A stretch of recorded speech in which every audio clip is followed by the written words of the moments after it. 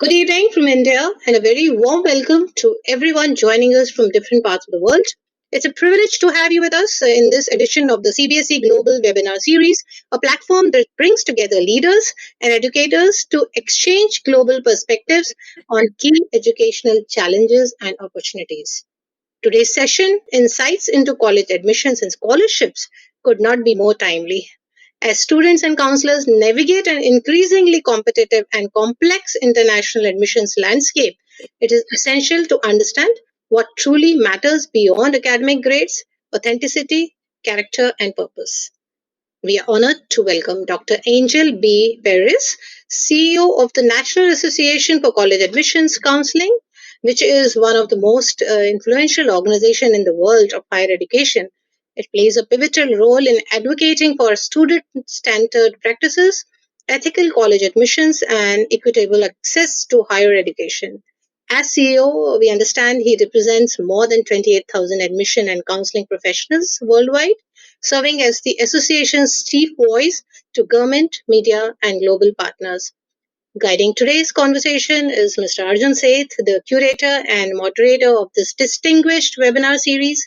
His leadership continues to ensure that these dialogues remain insightful, actionable, and aligned with the global aspirations of Indian students. As we begin, we invite you all to stay engaged, ask questions, and reflect on how we as educators, counselors, and yes, of course, students can collaboratively shape pathways to meaningful international education. Thank you for being with us. Let us now begin. Over to you, Arjun sir, to take the session forward and welcome Dr. Angel Peris today. Thank you so much. Thank you, Niti. Good evening, everyone in India, and good morning to you, Angel. And I know it definitely is an early morning for you, so thank you for doing this. Good morning. Good morning, yes. We go a long way, and it's so impressive to see your journey as an educator, but before that, as a student, an international student from underrepresented sort of community to make it to find universities, get a great education, and create a track record of success, and then now giving back to institutions, not just one, but the entire international community of universities and admissions counseling community all over the world. So NACNET, which is the National Association for College Admission Counseling, is based in Washington, D.C., and that's where you are currently, I'm assuming. Yes.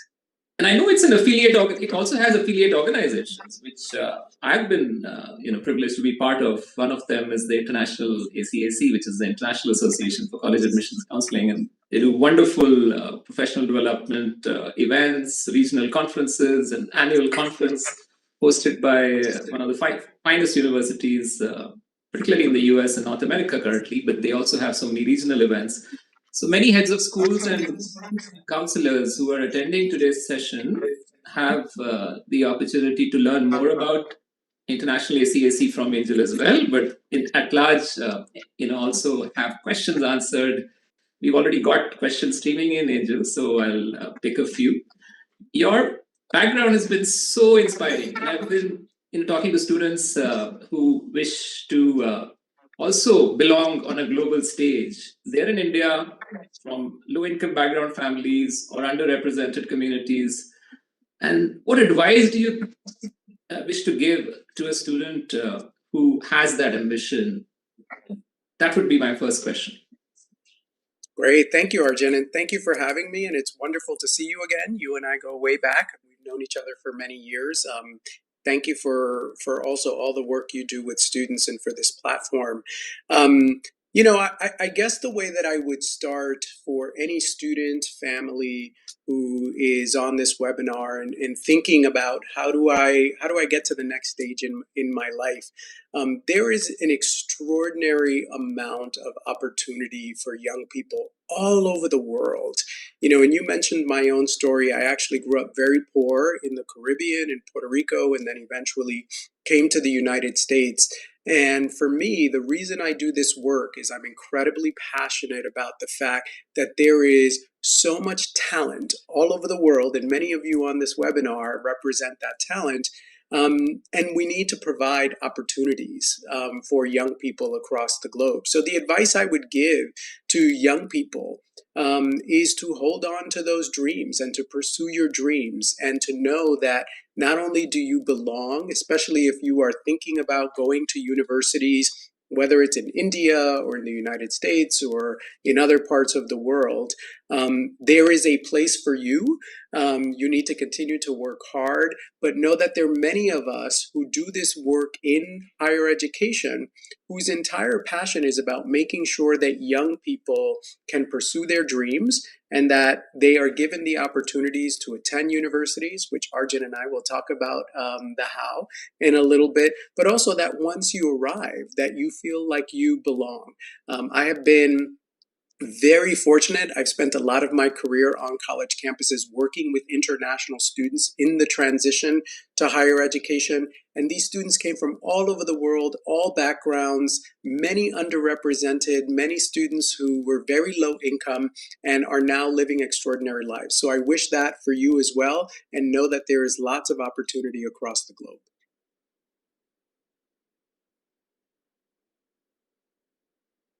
Thanks for the opening remarks, Angel. That really sets the agenda, which is students and families and educators on this esteemed panel today would be interested to know about how you view international undergraduate admissions as a process.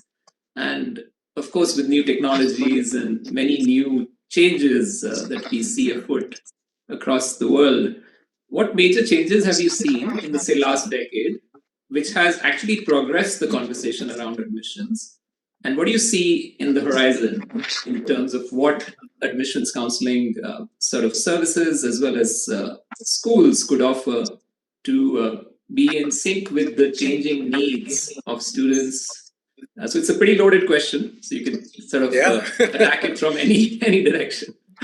Yes, I mean, we could do a whole webinar just about changes. Here is where I see a lot of good news. I think over the past decade or 15 years, there have been lots of changes, and there continues to be an appetite for change in the college admissions process. Here's some of the good things. During the time that I have been in this work, which is about 27 years, there has been more international student enrollment, not just in the United States, but across the world. I think global student mobility continues to expand. So again, there continues to be a lot more opportunity. I also think that there are more scholarships for young people than ever before. And I think that's something that sometimes is very intimidating, and young people are worried about how will I pay for it. But one of the things that has been so meaningful for me in my career is that I've always worked at universities that were committed to scholarships and funding for international students, so that not all international students who are wealthy are the only ones who have the opportunity. And so I think we need to stop and celebrate that moment, because that has been a big change, I would say, over the last 10, 15 years. I think the admissions process, particularly here in the United States, has changed. During COVID, the majority of institutions of higher education in the United States went test optional, meaning that you don't have to submit an SAT or an ACT in order to be admitted to the institution. That's a huge change in the college admissions process, and in many ways actually removes a barrier for young people, especially international students who maybe don't have access to the exam or did not grow up in a curriculum that prepares them for that particular exam. I think the other thing that's been really inspiring for me is seeing colleges and universities spending more time thinking about how they give students credit for things that they already bring to the table, like character and motivation, and the kinds of things that they are already innately proud of. And so it's no longer just about your extracurricular activities and your testing and your grades, but also, who are you as a human being? What kind of qualities will you bring to our college campus? More and more institutions are focusing on that. And I actually think that's a good thing for young people. It takes a little bit of stress off of them, because you just have to be who you are. I always used to say when I was an admissions officer, colleges They just want you to be who you are and to, in your application, show who you naturally are so that you can contribute to the campus community. So I'll stop there. I can go in a lot of different directions, but those are some of the things that have changed over the last decade or so. Thanks, Angel. The one thing that most students have access to is intelligence on their fingertips, literally. Yes. So you can subscribe and get intelligence for $20 a month. Yes, we're all using it, right? If you have to go beyond intelligence to figure out a student, and which the US system or the liberal arts education system has always been sort of advocating for, the whole student, the conscious being within the student. What are the measures students can be ready for to maybe have more video response questions or more tech sort of ways to identify students' true voice instead of depending on standard methods of teacher references, which are obviously great, but also the essays. So yeah, anything that you could address. What's in the future? What possibly is the future of admissions assessment, and how do college admissions committees address all the new technology that's available to students? Yeah, it's a great question, and I would say it's evolving. I think many colleges and universities are still grappling with the question, how do we meet students where they are today, knowing that they're all on AI? Many of us are on AI. What are some of the ways that we actually incorporate AI into the admissions process? Knowing that students are already using the tool, is there a way, for example, to ask students questions that are related to how they use AI, or perhaps saying, using AI, submit this kind of project, right? Because so much of AI is about the kinds of questions that you ask it, about how you analyze what you receive. And so colleges and universities are still grappling with that. There are lots of questions right now that the entire profession is asking itself. And I don't know that we have the answers yet, but we are talking about, for example, if a student uses AI to help them with the essay, is that ethical? Should we be asking for essay questions and say to a student, you cannot use AI in the process?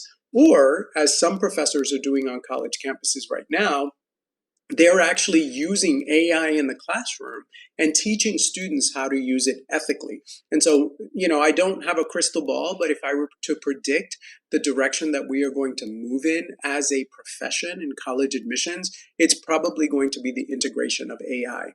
The one thing that I will say admission officers are testing behind the scenes is, how do you use AI to read the applications, to evaluate applications?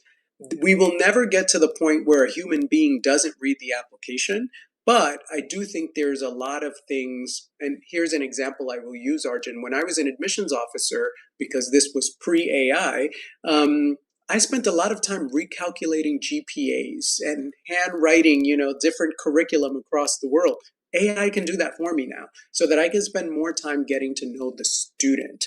And so I think AI will also help students around video submissions. A lot of schools, give you the opportunity to do a video or an audio or things like that. And so I do think it's going to be integrated into the process. But it will, I think it's still evolving, and I think the colleges are still asking themselves the really difficult questions about what's ethical and what's not ethical. That's a wonderful response. Thank you, Angel. Much needed at this point. Let's move on to what really happens in universities and campuses. Beyond admissions, students have to be ready for college, and it becomes so important to be prepared. Being, in your earlier position as VP of Enrollment and Student Success, you've pioneered this work in this field to have organizations create teams to support student success. How would you define student success beyond grades and the job offers that they might land up with? Yes. I love this question because I think we have historically defined student success as grades, right? I think particularly here in the United States, there's a growing movement around student success, which is a little bit broader. And that is that students feel a sense of belonging on a college campus, that students feel like they have the tools and the resources to be successful on their campuses, that students also are going through their university years with a plan and a strategy for what's going to happen after they graduate, and being open-minded about what that path and that journey looks like. You know, one statistic I will share is here in the United States, 73% of employees do not work in the major that they had in college or university. Yet we are still coaching students and advising students that major equals job, for example. So the movement around student success is also around helping students really find a passion and meaning and purpose, and community. So much of success in college is not about your individual work. Yes, you're going to go to class, you're going to have homework, you're going to do all of the things that students do. But there is so much more. You're living in a community, you are part of a larger community. And so creating community, a sense of belonging, is a big part of the work that the student success movement is a part of. What we've also found is if students don't feel that, if they don't feel belonging, if they don't feel community, they usually are not successful on campus. So we're trying to broaden the definition of what it means to be successful. Very often, I meet students who take time settling in, and there are few who sort of like take fish to water. They're immediately in an environment they feel comfortable with. Well, sometimes we talk about success in terms of, oh, that student was so comfortable and was able to achieve blah blah at this university. But there are also those turnaround cases where they've dealt with maybe cultural adjustments and invisibility, maybe at a campus which is not as diverse as they wished it was. I know this resonates with your story as well, as an international student moving to the US and then creating a life for yourself there. What do you think could be systems or resources or community sort of interventions which could help students feel welcome, feel comfortable, and also grow and thrive, and eventually contribute? Yeah, I love that question. And again, I think there's a growing movement. This is another thing that I think has been wonderful about the work that US universities are doing. And I know it's happening in Canada and the UK and Australia and other places. Again, tied to the fact that belonging, there's a lot of research that shows when students feel community and belonging, they actually are set up for success. And so a lot of the ways that institutions are doing this is, first and foremost, creating a really strong transition and orientation program for students. Most universities will have an international student orientation program. That's where you're going to get a mentor. That's where you're going to get to understand the system. Because I love, you use the term deer in headlight, and I have seen those students for so many years on my campuses where they come in, they're a little afraid, but usually by the end of their first semester, they're understanding the system, they're understanding how to navigate the space. The one piece of advice I would give to students as they transition is, again, finding community is so important. And so a lot of the research and also my own personal experience on college campuses has shown that having just a few close network of friends in that first semester is actually going to set you up for success. I think isolating yourself is something that could be actually very dangerous. It could have the opposite effect, where then you end up feeling very lonely and you end up feeling like maybe this isn't a good fit for me. And also finding community. I have two pieces of advice here which might feel contradictory. I always tell students, especially international students, find a few students, all you need is really one or two, who maybe, let's use India as an example.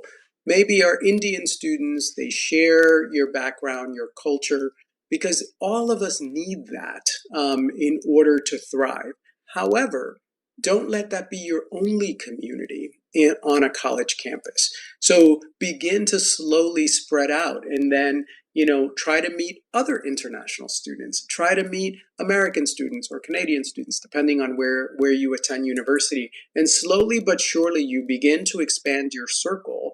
And you can always go back again to that comfort zone and finding your friends who are from India, but also slowly beginning to expand your circle, because one of the reasons why international students study abroad is because they want to create a community of diverse students from all over the world. And so finding that close-knit community is important, but also joining student clubs and organizations. Most colleges and universities will have a international student organization. They might even have an Indian student organization, or a South Asian student organization. And so finding those communities are so critically important. And I would say it's not just about students. I promise you, there are faculty members and staff members on campus who perhaps share some of your lived experience. Reach out to those individuals, try to create community with them. It's one of the really nice things about college campuses. Many of them are very diverse, particularly on the faculty or staff.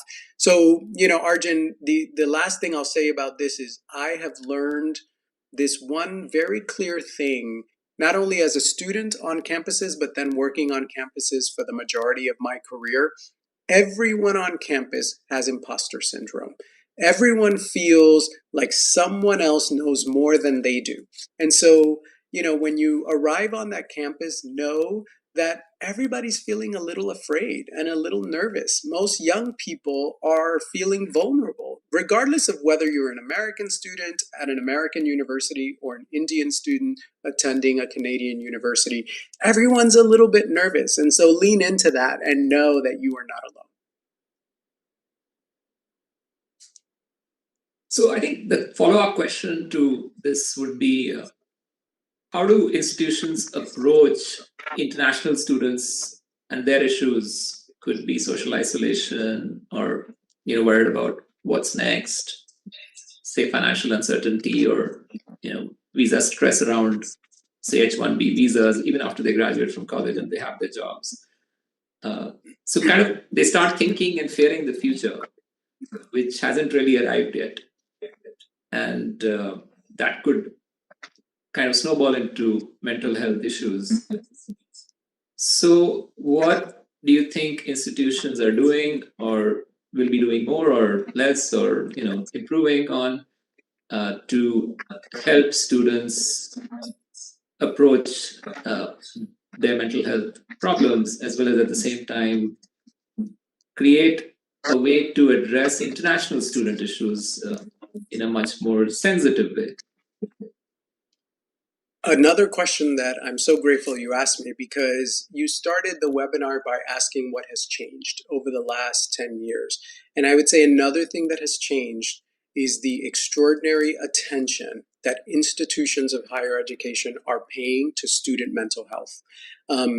Student mental health, I would say it's a crisis all over the world. It's not just in the United States, and institutions are taking it very seriously. There's so many support services on campus. Most campuses actually have a health center with mental health services.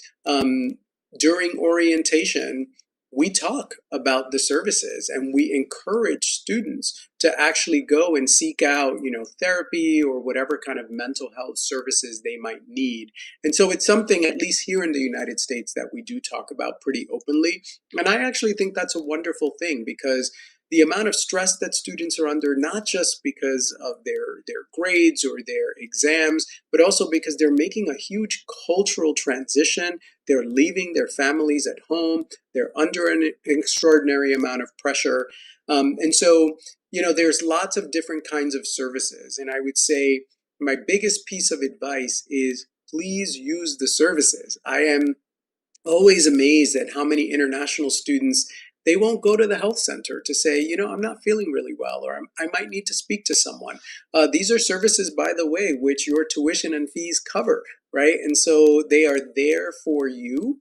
There are also lots of different services that are going to help you with some of the things that you might be stressed about. So, for example, if you are already in your first or second year of university, worried about your H-1B or how you're going to transition into a job, or maybe you want to stay in the United States or Canada or Australia after you graduate, the Career Services Office is one of the most wonderful resources. The Career Services Office, their number one job is to make sure that you have a plan and a strategy for when you graduate from their university. Because the guarantee that they have is if you attend our university and you do well, we are going to help you find a job or go to graduate school or whatever it is that you decide to do afterwards. And so taking advantage of those services. Another thing that contributes to the mental health is maybe some of the students who are really struggling with the rigor of the curriculum. Maybe they're struggling with writing or math. There are writing centers and writing tutors and math centers and math tutors. So the level of services really is extraordinary. One of the things I found, however, Arjun, is that many international students, they shy away from taking advantage of those services, or they feel like I don't want to take on those services because maybe that means that I'm not doing so well. The reason those services are there are to support you. Let's address some of our audience questions. The one thing that's I can group together some of these questions.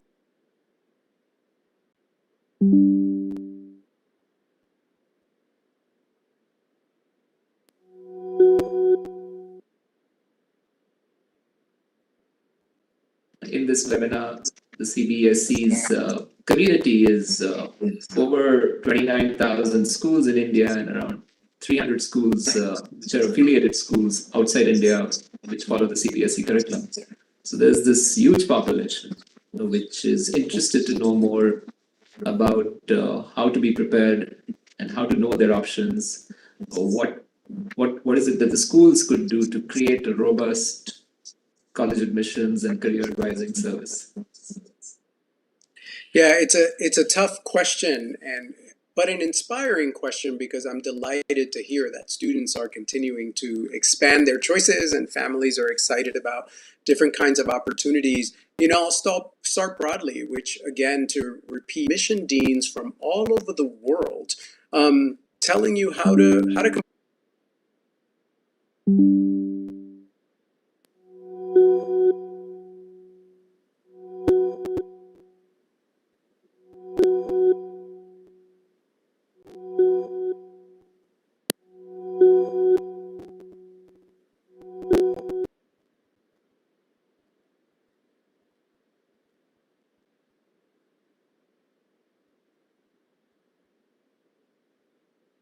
visit India on a yearly basis. There are college fairs. Actually, my organization is going to have one in Delhi, not too far from you, Arjun, on Monday, August 25th at Shiv Nader School. Attend those. Again, those are free for parents and students. You get to actually speak to the university officials from all over the world and ask them directly, what does it take to get in? What is the process? What are the fees? And so also forming relationships with admission officers is something that admission officers from all over the world are open to. If you're interested in a particular university, reaching out to those universities via their website. When I was an admissions officer, on the website, it showed that I traveled in India, for example, and so Indian students would contact me directly if they had questions. And so again, feel free to begin to try to create these relationships with universities. And if you can get access to an experienced counselor, that always would be a wonderful opportunity as well. Arjun, I know that you have a lot of experience in this area. Any advice you would give to families? Yes, I think you've covered a lot of ground on this topic already. I think knowing where you belong is so important. So the conversations about right fit are super important, and I think students sometimes do not spend enough time researching universities. The other thing that I would say is work with your school counselors and teachers. They are your true advocates in some sense. So putting your best foot forward, keeping them informed about what you're doing intellectually beyond school. If you're doing something, keep updating them, participate in class, and also have a mood and an attitude towards service to your school. Contribute instead of criticize, compare, or contrast. So embrace your situation and create your future. I think that's what I always tell students. It's a powerful way to shift your paradigm and then work towards opportunities. The other thing I would tell students is to create stories which are connected through authenticity, where your experiences are something which really exudes who you are as a person. It sort of also shows that you have the discernment to pick the right topic or theme to develop it in a way that is only you. There's always a sense of discipline to approach this process. And I think very often students do not organize themselves really well. And having that ability to go through the fire, go and complete the process and shine through is another piece of advice I would give. Another thing is, don't hurt yourself too much in this process. There is too much comparison, too much competition. These are words which inhibit your growth, and so students should perhaps look at it as an opportunity to collaborate, contribute to wherever they are, and look forward to avenues for growth when they are researching colleges or even when they get there. Very often I tell students, think of yourself as a second year college student. Think of yourself as a sophomore instead of high school junior or senior. What is it that I'm going to do there when I'm on campus? Instead of how do I get in? Changing that question, it just reframes many things. And Arjun, I'm sure you and I have talked about this before, but the other advice I give to people is just keep an open mind, right? Because I think we live in a culture, whether you live in India or the United States, it doesn't matter. Everybody focuses on the top universities, right? Or the rankings. And I can tell you that there are thousands of incredible, wonderful institutions that could be a good fit for you, your students, your children. But you need to take the time to do the research and to explore and to keep an open mind. I went to an undergraduate alma mater that maybe a lot of people may not hear about, but that was the perfect experience for me, and it changed my life, fundamentally changed my life, and put me on a trajectory to where I am today. So there are lots and lots of different institutions, and I think keeping an open mind about where, and by the way, it doesn't just have to be the United States. If you're thinking about abroad, there's so many really interesting institutions all over the world that would be delighted to have you. But also, even if you're thinking about here in the United States, we have over 4,000 colleges in the United States. And so keeping an open mind about where is also really important. Now let's address the elephant in the room.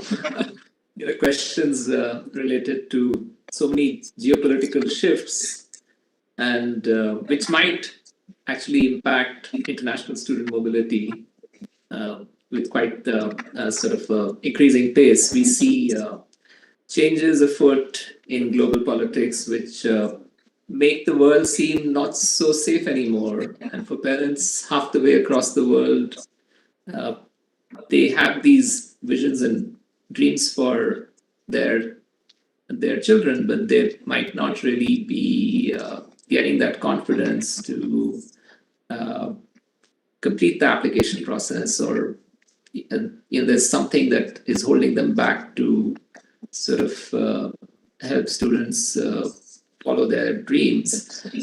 What do you think is going on in the world today, and how do admissions as a community address this to in a sincere way, but also call a spade a spade? Yeah.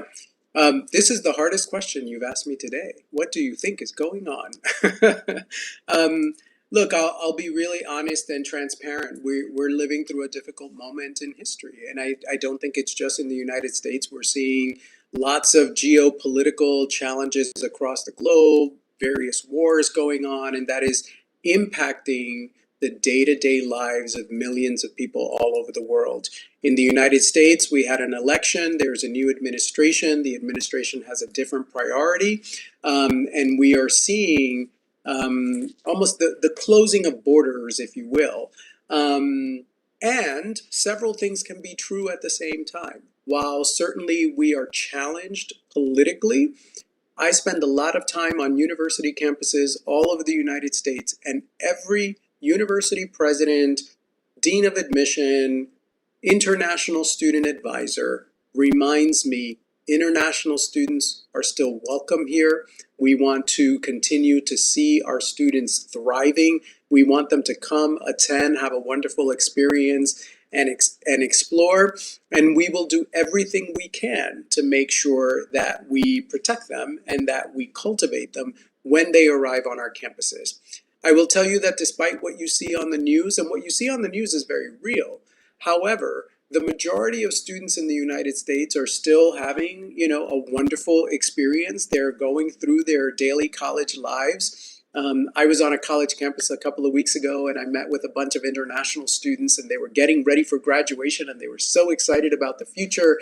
And it just brought me so much joy, because I think if you watch the news on a daily basis, you forget that there are thousands and thousands of students, actually millions of students in the United States on college campuses who are having extraordinary experiences. And so, to the point that you made, Arjun, the advice I would give to parents is don't give up on the dream for your children, because politics change very quickly. And so the other thing is, I also understand about being cautious and about, making decisions very carefully for your students, and making sure that you are doing everything to balance making sure the student has the opportunity, but also making sure that the student is going to be safe and well cared for. My advice would be, if you are a student who's about to begin this process, don't give up on that dream, but continue to follow the news and the politics. And also, once you know where you're applying, again, reach out to those admission officers, create those personal relationships with your advisors, because they are the ones who are going to be able to give you the information of what's really happening on the ground on a daily basis. But Arjun, I'll be real. The situation in the United States right now is a little bit more challenging than it was just 6 months ago, particularly for international students. But there are many of us in this field, including myself, sitting here in Washington, D.C., who are advocating with Congress and senators and politicians to remind them of the importance of international students coming, studying, and flourishing in the United States. Thanks. That's quite reassuring.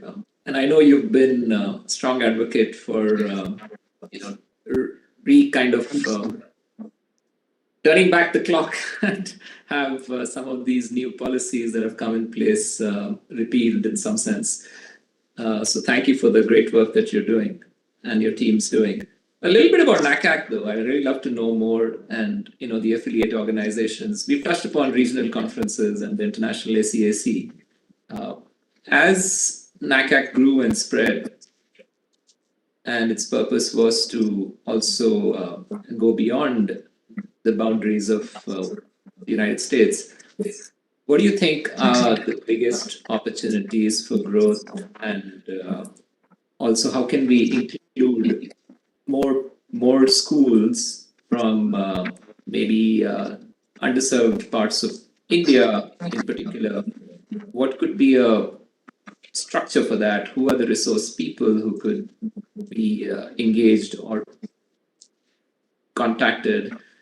What are the other support systems that could be planned for in the future to have a very robust college admissions counseling community in India, in, say, tier 2, tier 3 cities and towns?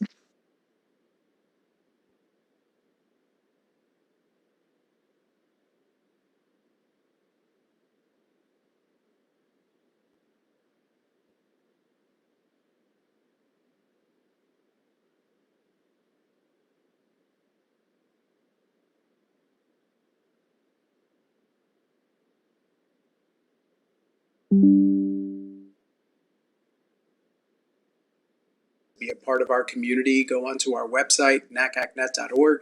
And if you feel like you are under-resourced and that perhaps you want to be a part of our community but may not have the resources, don't let that stop you. Actually, email us. We have on our website, we have contact pages that go directly to our membership experience team. Tell us your story. What are you looking for? Because if you are a member, a head of school, a principal, a college advisor, a school counselor, an independent counselor, we want you to be a part of our community because we are a global college access community. The way I describe it is anyone who is helping young people in the transition to college process, whether it's here in the United States or abroad, should be a member of our community. We do events all over the world, and we are starting to do events in India.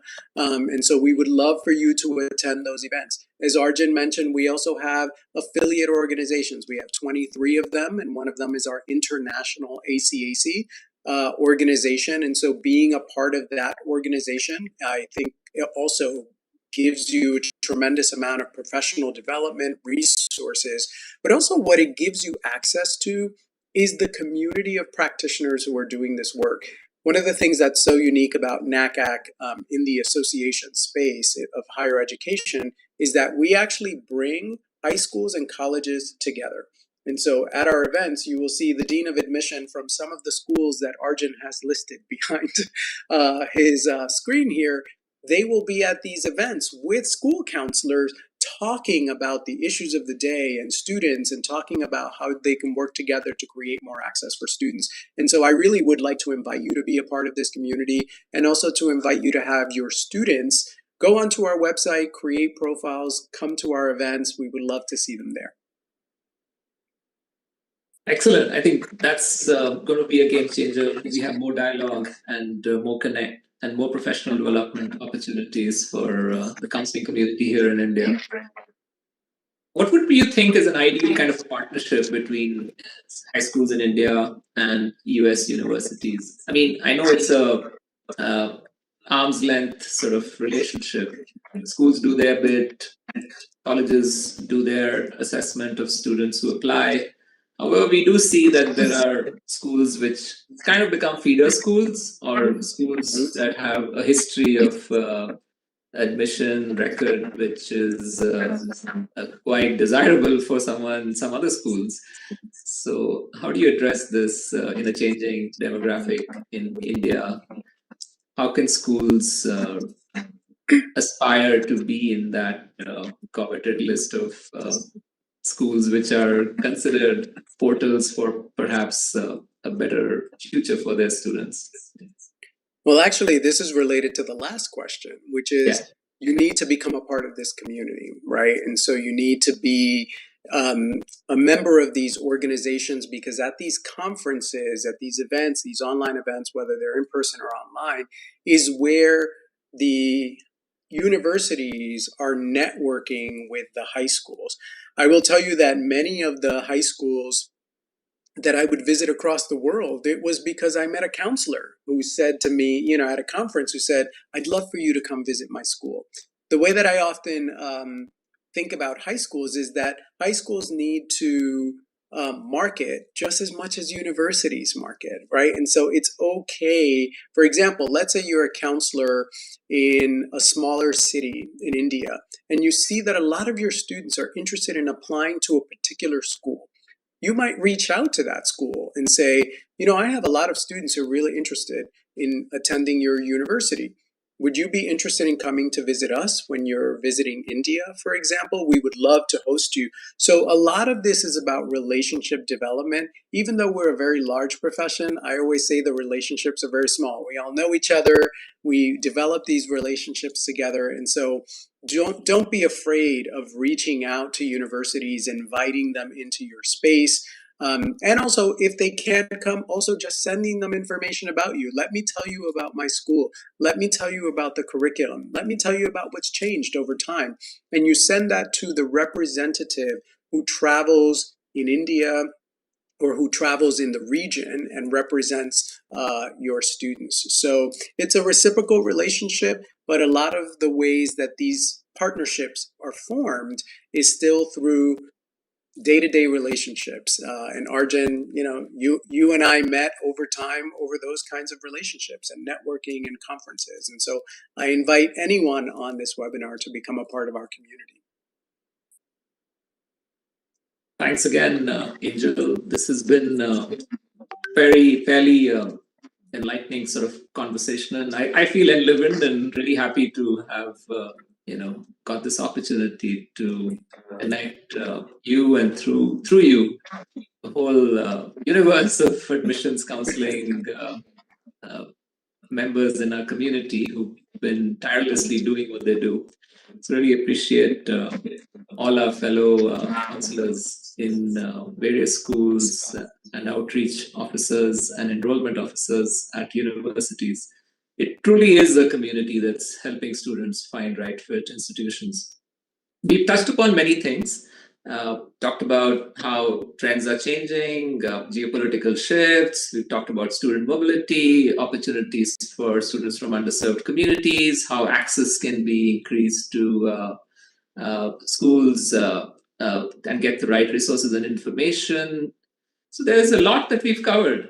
Really, thank you so much, Angel, for sparing this hour with us, and look forward to meeting some of your team members at regional conferences and the International ACAC conference scheduled on 25th August. Is there anything you would like to end with? Is there some information that you would want to share, or some piece of advice that you would want to give students, counselors, parents, anyone? No, two things I would end with is one, just thank you for taking the time in your evening to be with us. If you are here, it means you care deeply about young people and their futures. And if you are a student or a family, I would say the same thing that I started with, which is there is an extraordinary amount of opportunity for young people all over the world. There's also lots of scholarships. There's actually millions of dollars that go unspent in scholarships every year because students don't apply for them. And so if you are, someone who thinks maybe I don't have the opportunity or session with our customary thank you from Irene as usual. Irene, over to you, please. Session with our customary thank you from Irene as usual. Irene, over to you, please. Thank you so much. Thank you so much, ma'am. So warm greetings to everyone. It is my honor on behalf of CBSE to extend a heartfelt vote of thanks as today's enlightening session comes to an end. We are sincerely grateful to Sri Himanshu Gupta, Secretary CBSE, for his visionary leadership and unwavering commitment to bringing global opportunities to our students. Our heartfelt gratitude to Dr. Angel B. Peris for sharing his vast experience on international college admissions. Your presence today has truly elevated the conversation. We also thank Mr. Arjun Seth, sir, for sharing today's discussion with clarity and depth, and for fostering an engaging dialogue that resonated both with the students and educators. Lastly, a warm thank you to all our dear students, teachers, counselors, and even parents who participated with such enthusiasm. Your active involvement continues to take these sessions to a higher platform. We look forward to many more such meaningful interactions that empower our learners to dream big and aim high. Thank you so much, everyone. Have a wonderful evening.